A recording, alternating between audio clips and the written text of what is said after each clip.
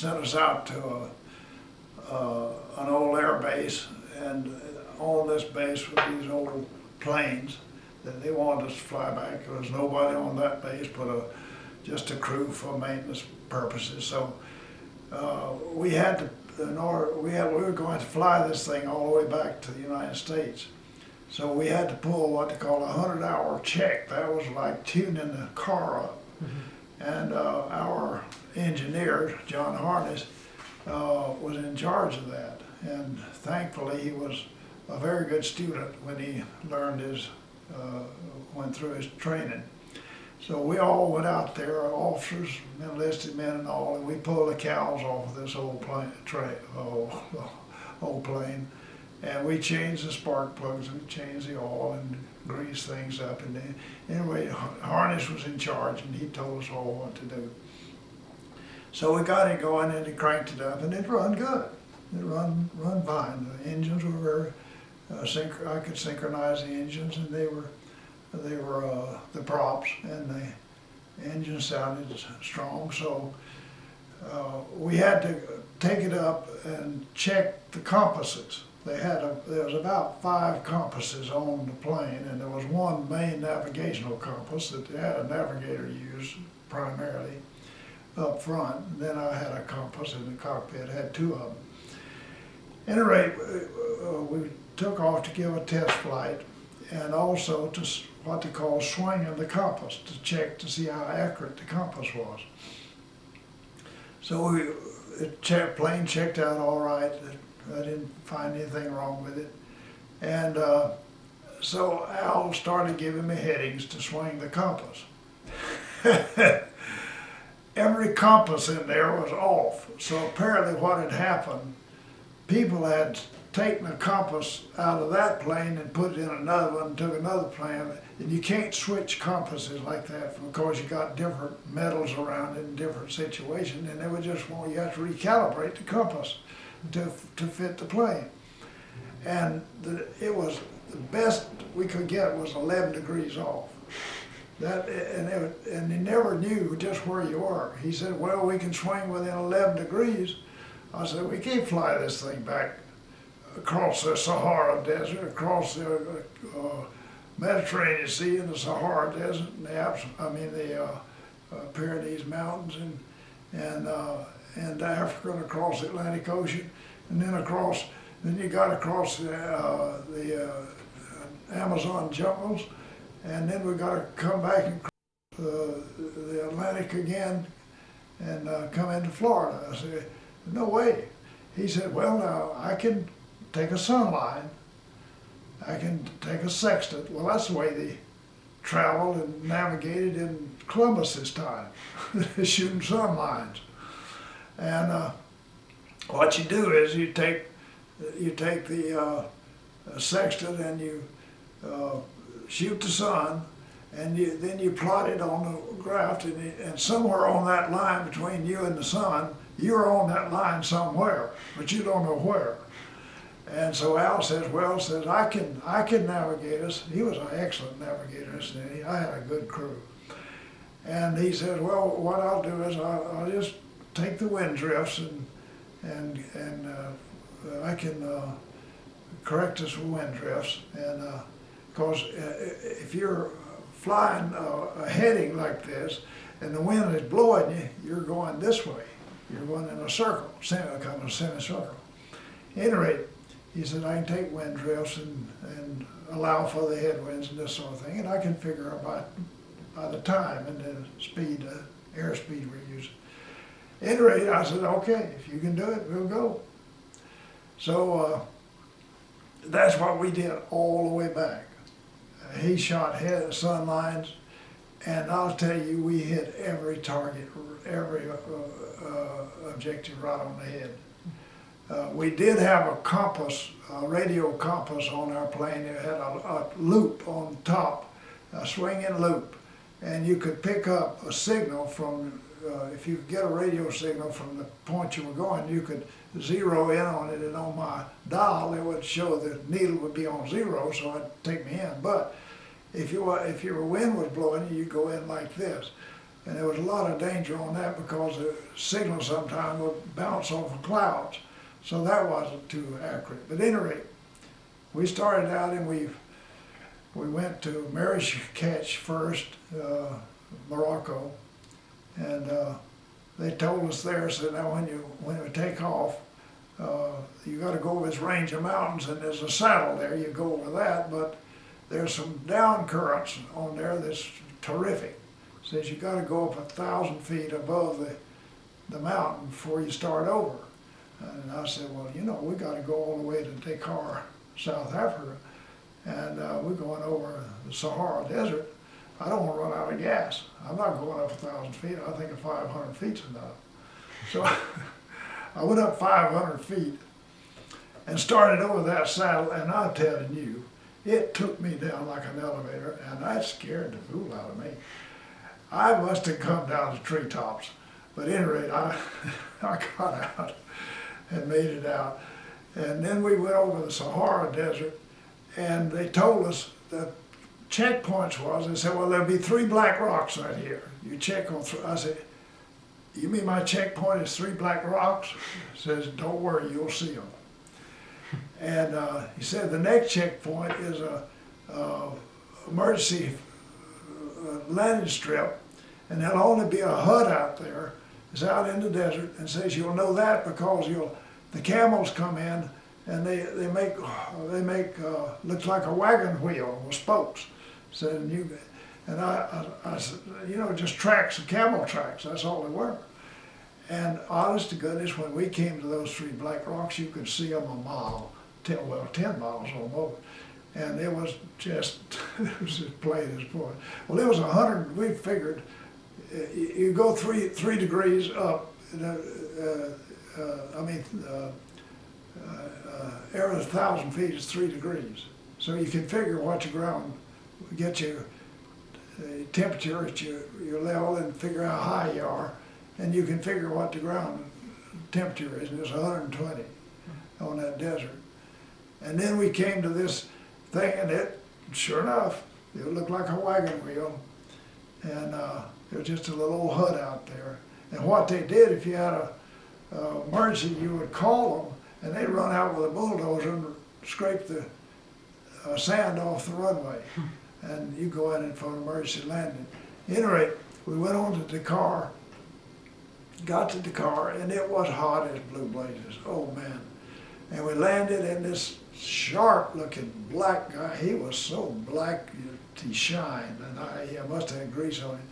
And he had on a brown shirt, short sleeve shirt, and brown shorts, and a red Sam Brown belt. That's where your belt is here, and it's got a strap over his shoulder. And he had red spats and no shoes. You know what spats are? No. Well, he had red spats on and no shoes. And he was standing on that that concrete out there with 120 degrees on it. And you could fry an egg on it. And we asked him, we said, let's see if he had his soles of his feet was that thick. And it was amazing. He would just stand up there, and whenever he was that's just science things. What are the spats? Huh? What are spats? What are what? Spats. Stats? Spats. You said he is wearing red spats? Spats. Yeah. Oh, spats are, you put on your shoes, and then it's a thing that goes over your shoe and comes up here. It's a uniform dress for uniform, military uniforms.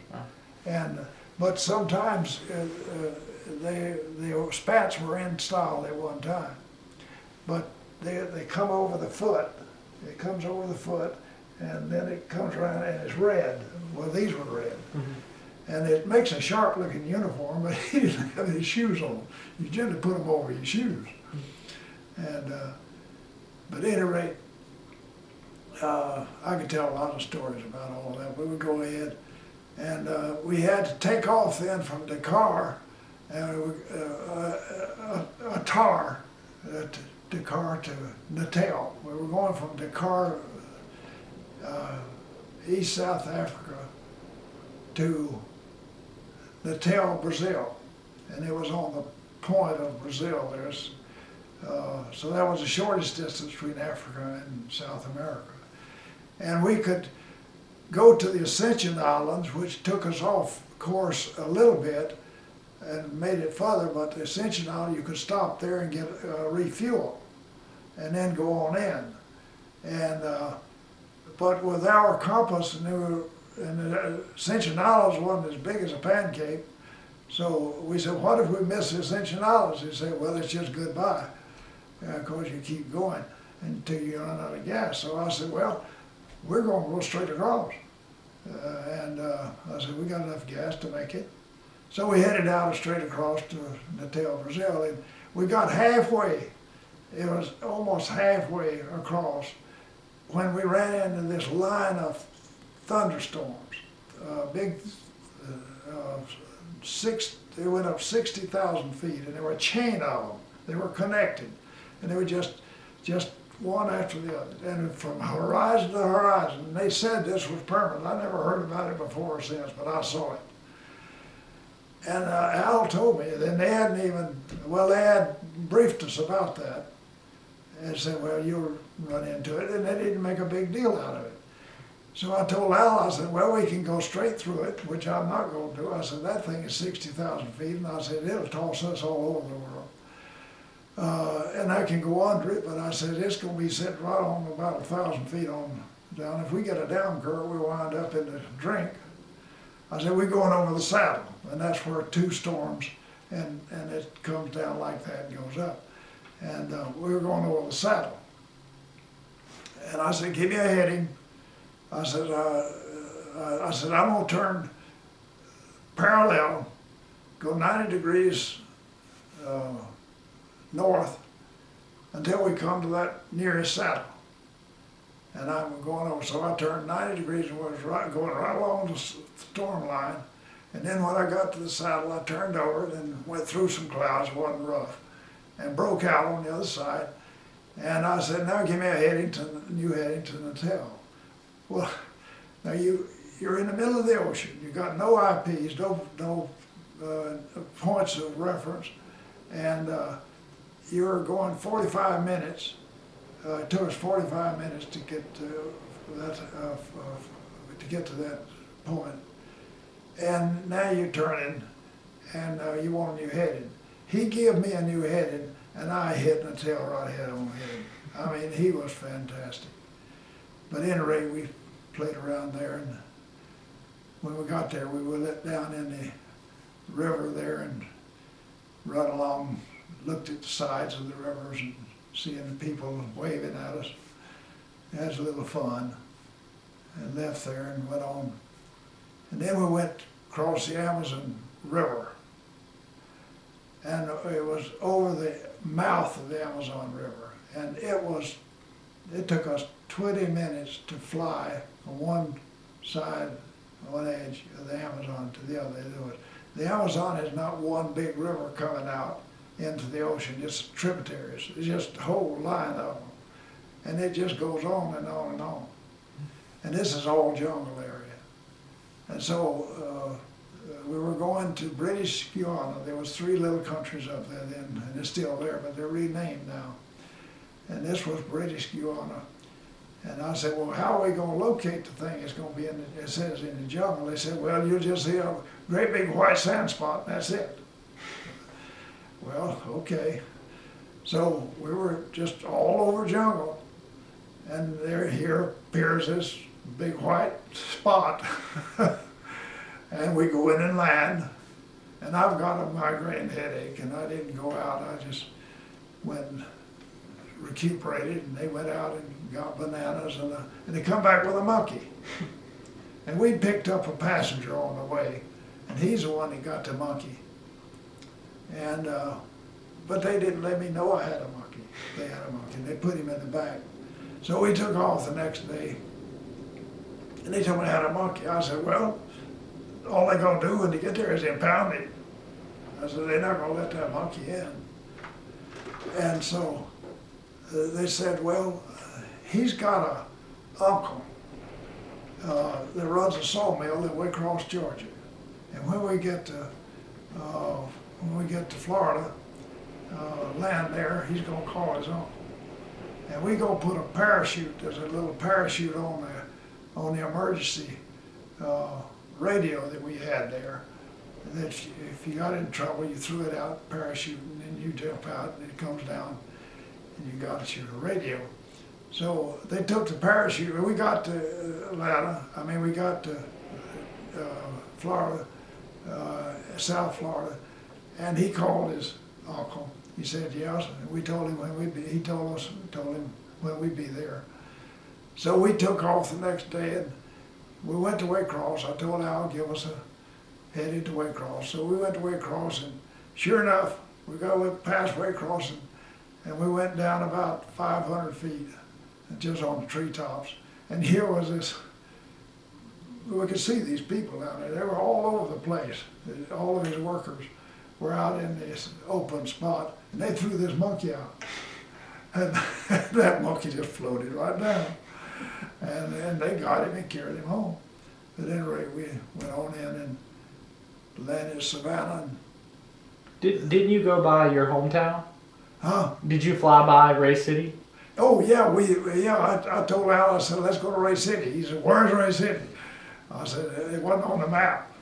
And I gave him Valdosta, and so we found Ray City. And we came in, and I came in low. I must have been 300 feet off the ground, because I saw my barber down there looking up at me with his mouth open, just like that. And I said, there, and I called his name. I forget what his name was. I said, that's my barber. And so we went right down to Main Street, buzzed the Main Street, and came back around. And the highest thing in Ray City was a water tank. And so we had to watch out for the water tank. We come back around and made another run, made about 3 runs there, and then went on and went on then to Savannah, or Augusta. Yes, it was Savannah. No, it was Augusta. I don't know, I get mixed up. And got out, and another crew got in the plane. I said, what y'all gonna do? They said, oh, we gonna take it out to Arizona and burn it. I said, golly. We went to all that trouble to bring that piece of junk back.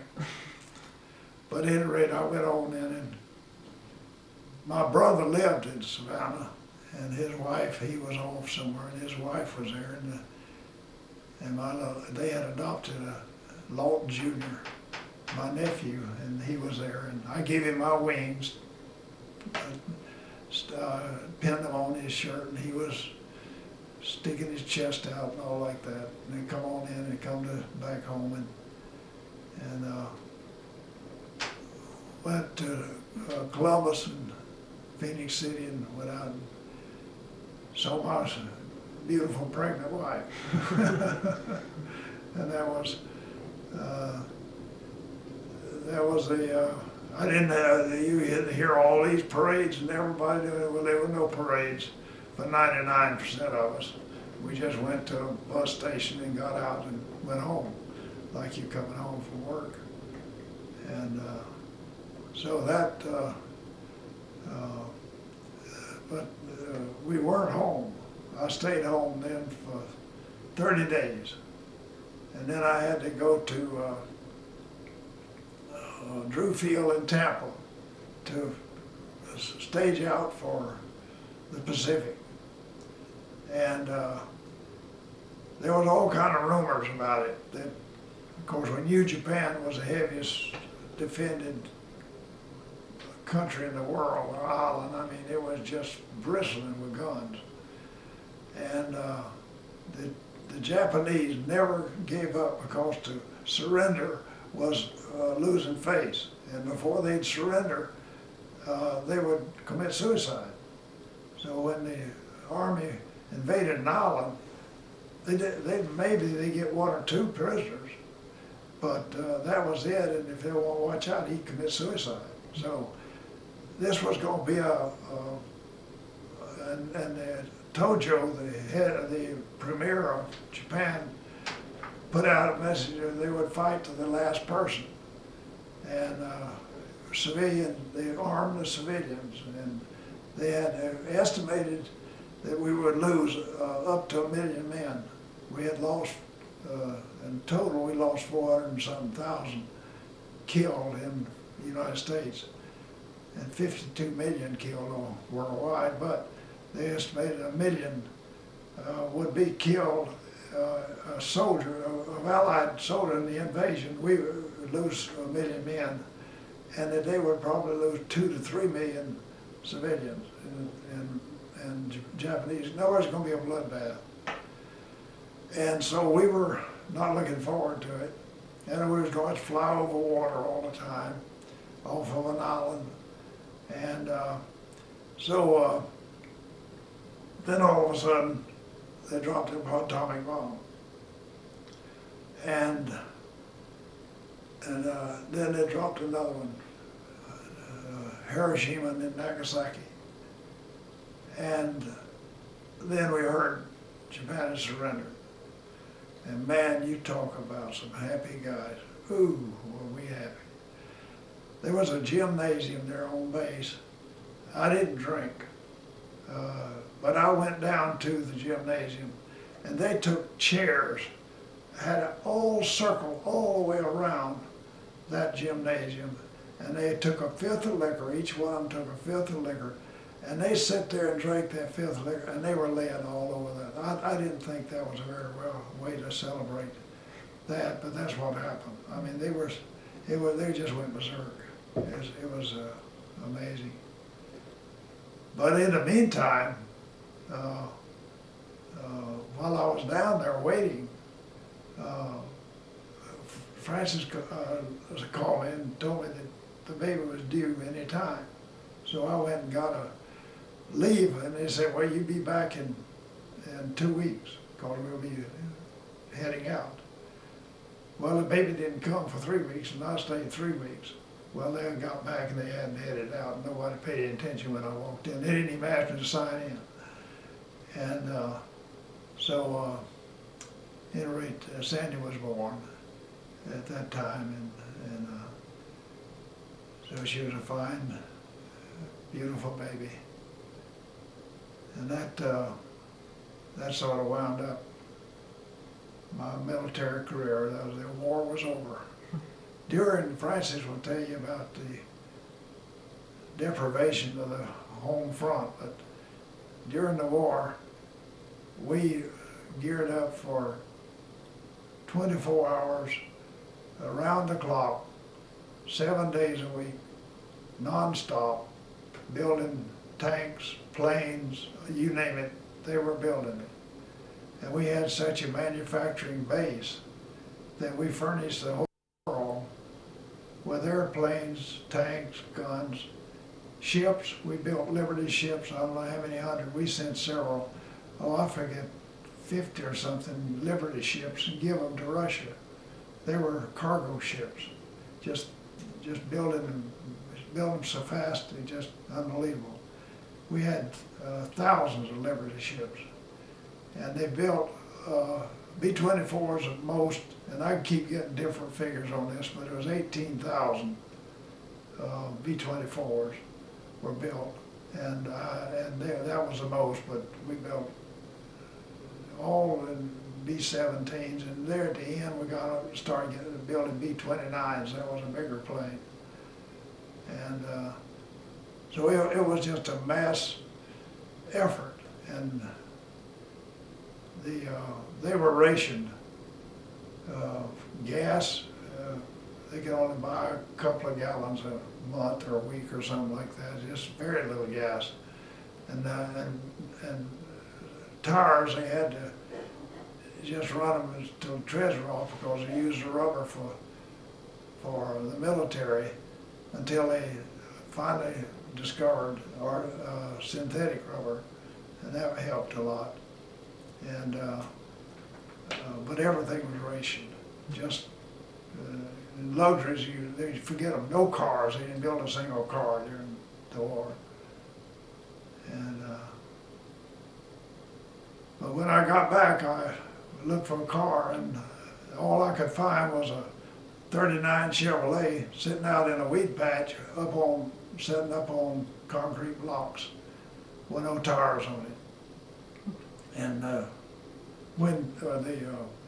two of the windows busted out. So I drug it up to the shop and they got that thing going for me. We drove that thing with Sandy and me and Francis drove that thing from Columbus to Athens to go to school. We entered school in January of '46. Because I was mustered out in, I believe, September of '45. And so we got that old car that was smoking. And when I got there, I put it up for sale because I had a bicycle. So I put it up for sale and I had people almost fighting over it. And I'd given, I think, $50 for it and spent about $100 on it. I sold it for $450. They didn't ask any questions. I got in the thing and it went all smoking. But I put my name in for a new car. You had to put your name on a list. And I got they called me up and said I had a new Oldsmobile. Well, I went down, it was $850. And I said, oh man, I ain't got $850. Well, I was young and stupid. I could have turned around and sold just my place online for $1,400. They were paying $2,000, $1,400 to get in line.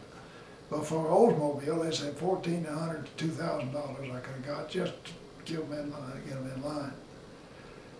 But at any rate, I didn't know anything about that. So I rode my bicycle. And that brought us up to our schooling. Okay, let me GI Bill. let me get Grandma in here and talk to her. Let me get Grandmother in here and talk to her okay. about. Okay, the last part of your story, you had just gotten home from your bus ride to Chicago, and then I interviewed Granddad about his wartime experiences. So do you want to talk about the time period while he was away? Okay, after I got home, I needed something to do, so I looked for a job, and I did find one, and it was being I used the typewriter to type up